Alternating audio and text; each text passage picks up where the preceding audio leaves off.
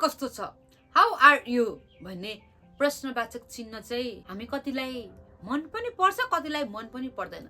कसैले सोधिदिँदा मलाई सोध्यो भन्ने पनि हुन्छ र कतिले सोद्धाखेरि किन सोधेको होला मलाई भन्नै मन छैन पनि हुन सक्छ। आज तिमीलाई कस्तो छ भनेर सोधिदिने व्यक्ति त हामी कम नै पाउँछौँ भन्ने हो भने वास्तवमा बाहिरबाट कस्तो छ तिमीलाई भन्नु अनि म ठिकै छु त भन्छौ, तर वास्तविकतामा हामी ठिक भएका भने हुँदैनौँ। हामी ठिक चाहिँ छैनौँ। आई एम फाइन भने त्यो शब्द चाहिँ त्यो बोल्नको लागि मात्रै बोलिदिएका हुन्छौँ हामीले धेरै समय। तिमीलाई कस्तो छ भन्ने प्रश्न भित्र ठुलो उत्तर लुकेको हुन्छ। कसैले व्यक्त गर्नुहुन्छ त कसैले यत्तिकै टाढिदिनुहुन्छ। आज हामीले बसेर मजाले कुरा गर्ने हो भने र त्यो व्यक्तिको बारेमा सुन्न चाहन्छ भने उहाँले पक्कै पनि हामीलाई भन्नुहुन्छ र हामीले थाहा पाउँछौँ कि व्यक्ति पक्कै पनि खुसी छैन। आफूलाई दोषी, एक्लो र हेपिएको महसुस गर्दछ। मानिस धेरै कुराहरू सोच्ने गर्दछ, भित्र टुटेको हुन्छ।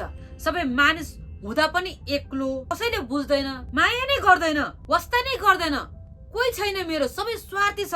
परिवारले, आफन्तले, साथी भाइ कसैले साथ दिँदैन। कोसिस गर्छु हुँदैन, प्रयास गर्छु हुँदैन, असफलताले घेरेको छ मेरो जीवन, सक्सेस पाइरहेको छैन, कतै जाऊ कसैले मलाई उत्साह दिइरहेको छैन, हिंसाको शिकार बनेको छु। आज यस्तै कुराहरूले मानिसको जीवन भरिएको हुन्छ। त्यसैले व्यक्ति आज साँच्चीकै खुसी भने छैन। म ठिक छु, आई एम फाइन भन्नु त जस्ट भन्नको लागि मात्र हो, तर वास्तवमा व्यक्ति आफ्नो ठाउँमा ठिक भने पटक्कै छैन। तिमीलाई कस्तो छ भनेर सोधिदिने व्यक्ति पनि कमै मात्रामा पाउँछौँ हामीले। हाम्रो वरिपरि हेर्छौँ भने धेरै समय त हामीलाई यस्तो पनि लाग्छ कि मलाई कसैले सोधिदिए हुन्थ्यो भने जस्तो पनि लाग्छ, तर कसैले सोधिदिनु हुन्न। र कहिलेकाहीँ यस्तो पनि लाग्छ कि मलाई कसैले नसोधियोस्, मसँग कोही पनि नबोलिदियोस् भन्ने अवस्थामा हाम्रो बारेमा सोधिरहनु भएको हुन्छ। जबकि हामीलाई केही कुरा बताउनै मन लागेको हुँदैन, हामीलाई खुसी नै लागिरहेको हुँदैन। कसैले सोधिदिँदा पनि खुसी लाग्ने मन हामीसँग हुन्छ। फेरि अर्को पाटोमा भन्दाखेरि खुसी लाग्छ हामीलाई कसैले सोधिदिँदाखेरि, खुसी हुन्छ हाम्रो मन। हामी त सुकै परिस्थितिमा होस्, मानिसले सोधोस् वा नसोधोस्, तर सधैँभरि हाम्रो वास्ता फिक्री गर्ने, हाम्रो बारेमा चासो राख्ने, हाम्रो बारेमा सोधिदिने चाहिँ प्रभु येशू ख्रीष्ट हुनुहुन्छ। हाम्रो हरेक परिस्थितिलाई उहाँले एकदमै नजिकबाट निहाल्नुहुन्छ। तर हामी चाहिँ कोही नभए जस्तो एक प्रकारको एक्लो जीवन जिरहेका हुन्छ धेरै समय।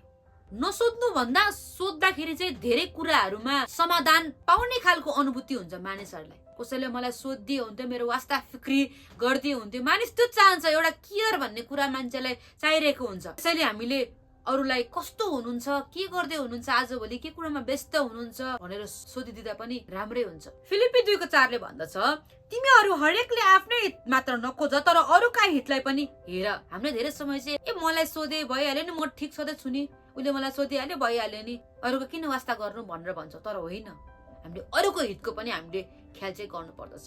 गलाती 6:2 भन्दछ, एउटाले अर्काको भार उठाऊ र यसरी ख्रीष्टको व्यवस्था पूरा गर। हामीले अर्काको भार उठाउनु, कसैलाई गाह्रो परिरहेछ भने उसको समस्यालाई लिएर समाधानतर्फ लाग्नु पनि राम्रो कुरा हो र यो ख्रीष्टले गर्नुभएको जस्तै काम हो। पहिलो तेसलोनिकी 5:11 भन्दछ, त्यसकारण एकले अर्कोलाई प्रोत्साहन देऊ र एकले अर्कोलाई दरिलो पार्ने काम गर जस्तो तिमीहरू गर्दै पनि छौ। होला गरेको छैन भन्न मिल्दैन, गरिरहनु भएको होला। अझै एकअर्कालाई प्रोत्साहन दिने, दरिलो पार्ने, स्ट्रङ पार्ने काम चाहिँ हामीले गरि नै राख्नु पर्दछ हाम्रो जीवनको अन्तिम घडीसम्म। मत्ती 22:39 भन्दछ, दोस्रो पनि त्यस्तै छ, तैँले आफ्नो छिमेकीलाई आफैलाई जस्तै प्रेम गर्नु। आज हामीसँग वरिपरि भएका व्यक्तिहरू हाम्रो लागि छिमेकी हुनुहुन्छ, उहाँलाई हामीले प्रेम गर्नु भनेको एक प्रकारको कस्तो हुनुहुन्छ भनेर सोध्नु पनि एक प्रकारको प्रेम हो। त्यसैले हामीले अरूलाई उहाँहरूको पर्सपेक्टिभ, उहाँहरूलाई हेरेर हामीले धेरै समय कस्तो हुनुहुन्छ भनेर सोध्नु पनि एउटा जायज कुरा हो र यो राम्रो कुरा हो। एकअर्कालाई वास्ता फिक्री गर्नुपर्ने कुराहरू एकदमै राम्रो कुरा हो। त्यसैले हामीले अरूलाई सोध्नु राम्रै हो र सोधिदिँदाखेरि हामीले धेरै कुराहरू थाहा पनि पाउँछौँ। उहाँलाई अझै प्रार्थना गर्ने मौका पनि मिल्दछ, उत्साह दिने मौका मिल्दछ, जसबाट परमेश्वरको नै महिमा हुँदछ।